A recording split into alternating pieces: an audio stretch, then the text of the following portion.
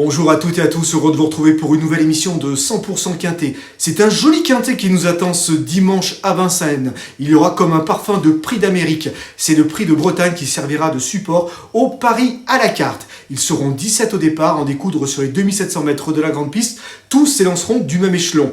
Vous allez voir, ils sont bien au papier, une dizaine à pouvoir monter sur le podium. Il faudra faire des choix et trancher bien évidemment. La sagacité des parieurs risque d'être soumise à rude épreuve, même si on dénote quelques bonnes bases avant le coup. Allez, avant d'entrer dans le vif du sujet, on va planter un peu le décor de ce prix de Bretagne dans cette première épreuve qualificative et préparatoire au prix d'Amérique. L'année dernière, c'est le champion FaceTime Bourbon qui l'avait remporté. Et au palmarès figure de cette épreuve, figure également Davidson Dupont ou encore des chevaux comme Ourasi, que du beau monde, évidemment. Allez, sans plus attendre, on va entrer dans le vif du sujet en brossant le tableau des partants. Tout en haut du tableau des partants, c'est le numéro 1, c'est Rakam. Dans son pays, ce Suédois a affronté les Money Vikings, les Heilmari. En juillet dernier, il a terminé quand même 5e de Don Fanucci Z ou encore Stol the Show dans un groupe 1. Il a battu notamment, il a devancé un certain Zerenfas, également Zerenfas, qui aura une chance dans cette épreuve ce dimanche. Et ces deux premières tentatives de Rakam sur notre sol sont plutôt encourageantes.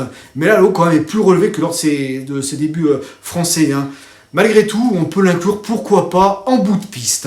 Le numéro 2, Hip Hop au fort. Il s'est hissé parmi les meilleurs de sa génération au cours de l'été. Et dernièrement, il a tapé dans les jumelles dans le championnat européen des 5 ans, prenant la 3e place.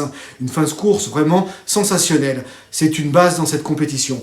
Le numéro 3, Oikado Giel. Je m'attendais un peu mieux de sa part dernièrement à Châtelaillon-La Rochelle. On connaît sa qualité. Voilà, je pense qu'il peut, pourquoi pas, venir se glisser en fin de combinaison avec le bon parcours. Le numéro 4, Galatéji. Il vient bien de courir derrière Doux Parfum au niveau groupe 3 en prenant la 2e place. Là, il monte sérieusement de catégorie et ça ne sera pas simple.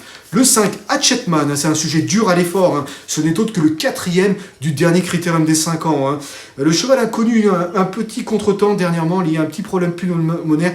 Tout est rentré dans l'ordre, mais il peut peut-être manquer d'une petite course. Malgré tout, il peut pourquoi pas se placer, être 5e dans cette épreuve. Vous voyez déjà, ils sont plusieurs à pouvoir, pourquoi pas, ambitionner une place en fin de combinaison. Le numéro 6, Florida Sport. Alors j'attends de revoir sous la selle une spécialité dont elle brille de mi-feu depuis ces derniers mois, depuis pratiquement un an, et j'attends de la revoir sous la selle pour la retenir dans une combinaison. Le numéro 7 du Cercle du Landré, c'est le vainqueur du Critérium des 5 ans. Il jouera sa carte à fond pour décrocher sa qualification pour ce prix d'Amérique. Le numéro 8, Empire DSM, sa rentrée a vraiment été très bonne dans le prix des Cévennes, il terminé 2e d'Élite Beaufour. L'objectif est la qualification pour le prix d'Amérique. C'est une candidate au succès. Le numéro 9, Décoloration. Elle vient de terminer 3e du prix des Cévennes derrière Élite Beaufour et Empire BDSM. Elle avait quand même donné une bonne réplique en BDSM au printemps dernier. Pour moi, Céline l'autorise à jouer un bon rôle à l'arrivée et pourquoi pas à jouer même la qualif. Le numéro 10, Violet Jet. C'est le 4e de cette épreuve, l'an placé, mais depuis il est moins tranchant. J'attends qu'il me remontre quelque chose de plus convaincant avant de le retenir dans une sélection en 8. Le numéro 11, Alcoy, il sera ferré pour cette rentrée, je ne l'ai pas retenu.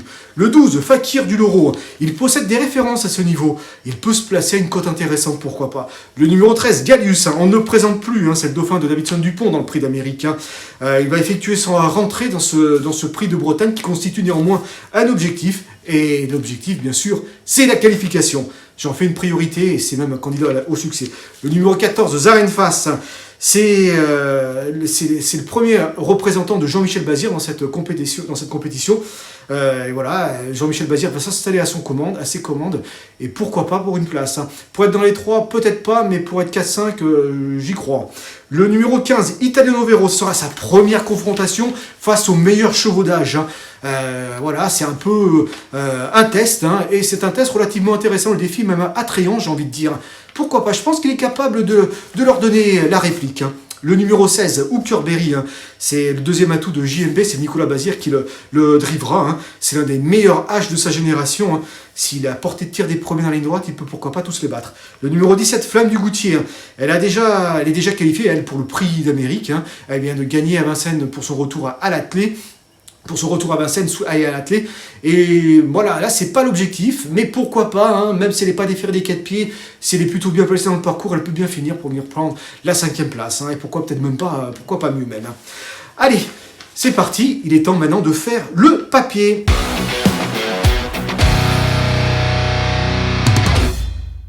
Alors, tout en haut de ma sélection, j'ai placé le numéro 13, Gallius. On ne le présente plus, c'est le dauphin de Davinson Dupont dans le Prix d'Amérique. Il a échoué d'un souffle face à son rival qu'il a remonté sur le fil dans le Prix d'Amérique. C'était une sacrée performance ce jour-là.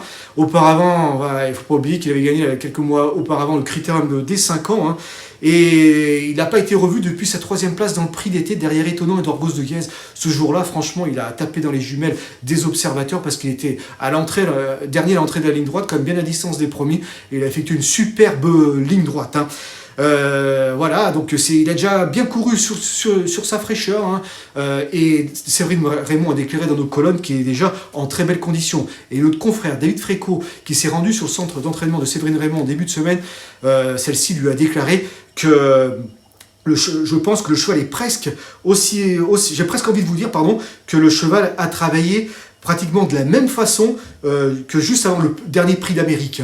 C'est une indication tout de même. Donc on voit que c'est un objectif, c'est l'objectif de l'entourage, de le qualifier d'emblée pour le Prix d'Amérique, pour arriver plus reposé pour la belle, et pourquoi pas tenter même l'aventure sous la selle entre-temps.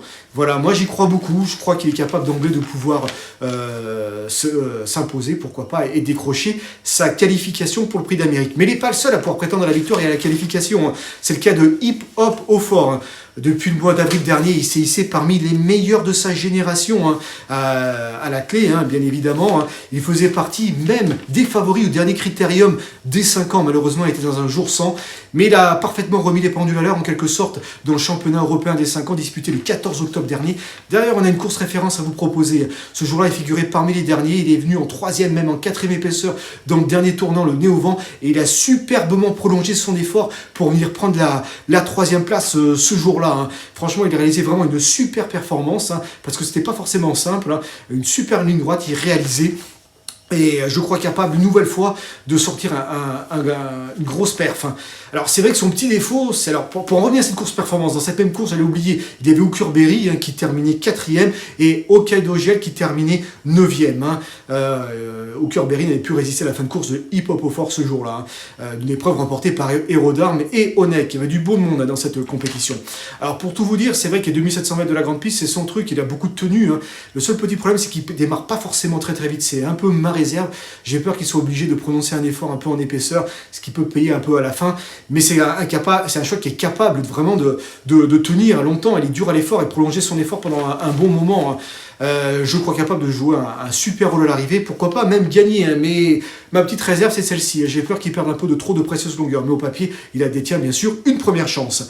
En 3e position j'ai placé Empire DSM. Empire DSM c'est le numéro 8, elle vient d'effectuer une rentrée prometteuse dans le Prix des Cévennes remporté par Élite Beaufour.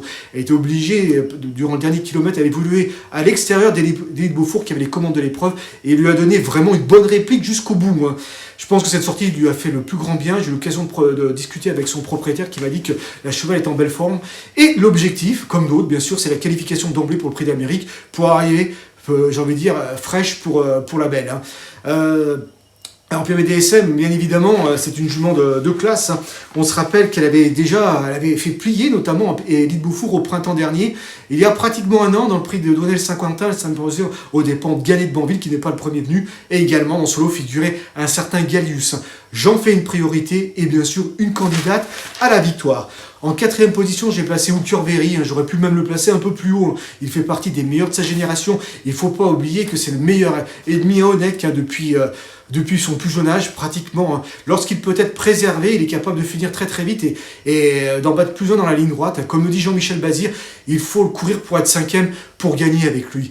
Je pense qu'il y aura quand même du rythme dans cette épreuve, avec des éléments comme Gallius, Hip Hop au Fort, Empire DSM, pourquoi pas même des colorations. Et lui, c'est un choix quand même très maniable. S'il peut se placer derrière les premiers, il est capable de les coiffer pour finir. La seule petite réserve aussi, c'est vrai que il m'a un petit peu déçu dernièrement, mais je crois capable de revenir, de refaire parler de lui tout simplement, parce que Jean-Michel Bazir s'en est un petit peu occupé, lui a changé les idées. Il est allé au GNT à Nantes, aux 50 mètres, il l'a amené travailler gentiment à Vincennes, pas plus tard que dimanche dernier. pourquoi pas, n'hésitez pas à le retenir très haut dans votre sélection.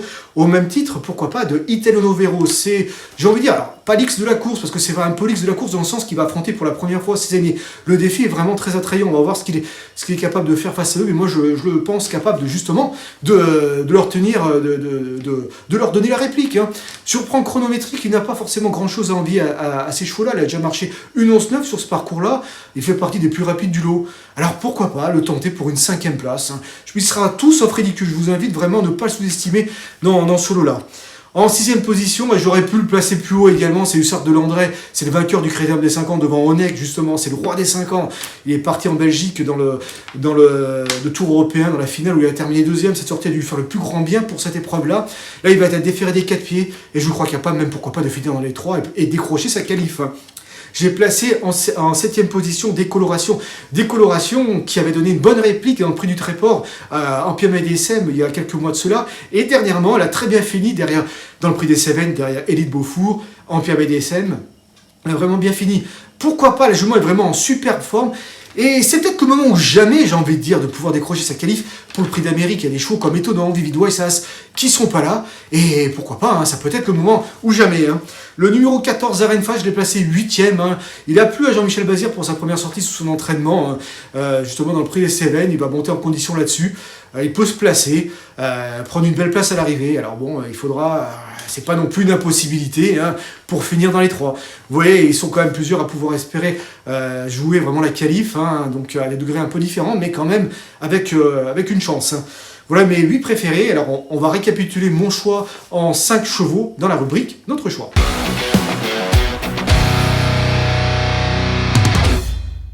Alors tout au haut de ma sélection, j'ai placé le numéro 13, c'est Gallius, suivi du 2 Hip Hop au Fort, suivi du 8 Empire MDSM, suivi du 16 Hookerberry et suivi du 15 Italiano Vero.